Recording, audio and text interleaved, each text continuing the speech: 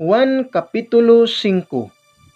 Human niini, miadto si Jesus sa Jerusalem alang sa usa ka kasaulugan sa mga Hudiyo. Didto sa Jerusalem duol sa ganghaan nga ginganlag ganghaan sa mga karnero, may linaw nga gitawag og bitsata sa Hebreo.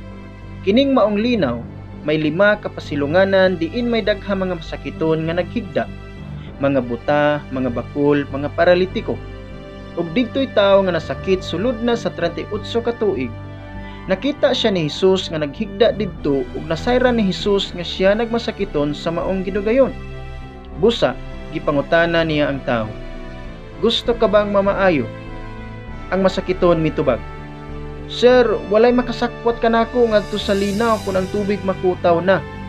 Ug samtang manlimbasog ako sa pag-adto sa linaw, aduna nay lain nga makauna kanako didto." Si Jesus mingon kaniya, "Tindog, dada ang imong gihigdaan og lakaw." Ug diha-diha naayo siya ug gidala niya ang iyang gihigdaan og milakaw. Nahitabo kini sa adlawng ipapahulay. Busa, giingnan sa mga Hudiyo ang tawo nga naayo.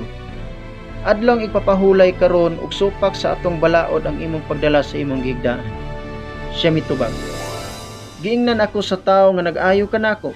Dada ang imong gihigdaan og lakaw." Sila nangutana kaniya, "Kinsay nagsugo kanimo sa pagdala sa imong gihigdaan ug sa paglakaw?" Apan ang tawo nga naayo wala makaila kung kinsa siya, kay mipahawa man si Jesus tungod sa pundok sa mga tawo nga diha niadtong dapita. Human kini mahitabo, hitagbuan ni Jesus ang tawo dito sa templo ug miingon si Jesus kaniya, "Tan-awa, naayo ka na. Ayaw na pagpakasala aron dili ka mahiagom sa labi pang manghilad nga hitabo."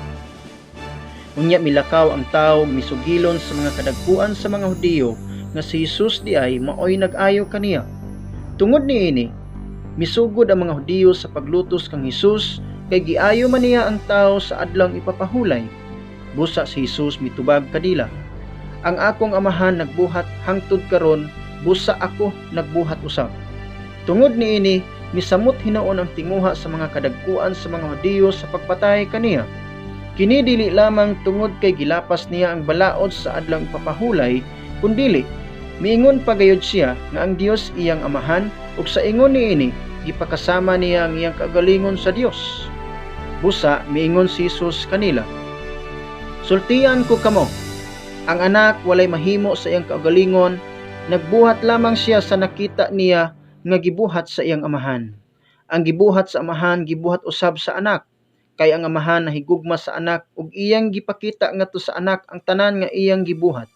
Ug ipakita pagayod kaniya sa amahan ang mga butang nga labi pang kahibulongan kay niini, ug mahibulong kamong tanan. Kay sama nga banhawon sa amahan ang mga patay ug hatagag kinabuhi, banhawon usab sa anak ug hatagag kinabuhi ang buot niyang banhawon.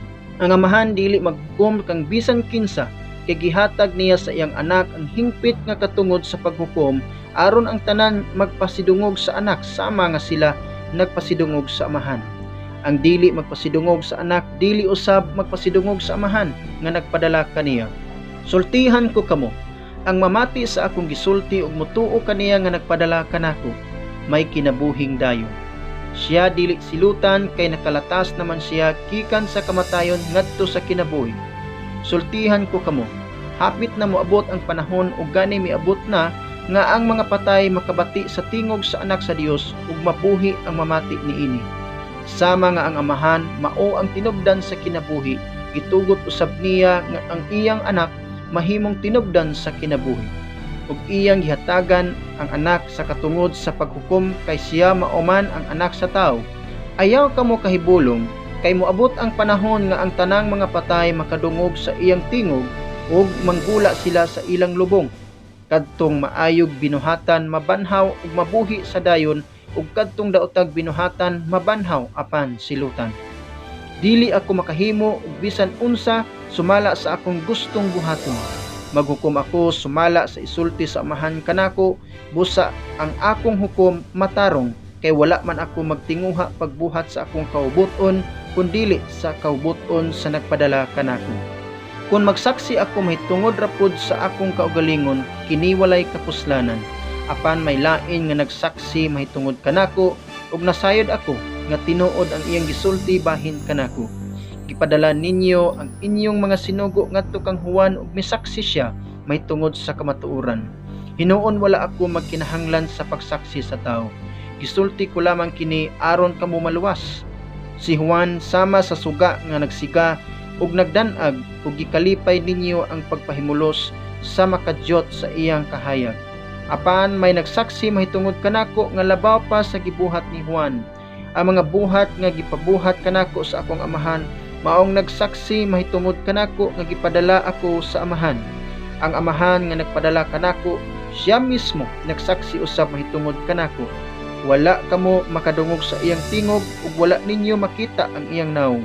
Busa ang iyang mga pulong wala magpabilin diha kaninyo kay wala man kamo motuo sa iyang sinugo.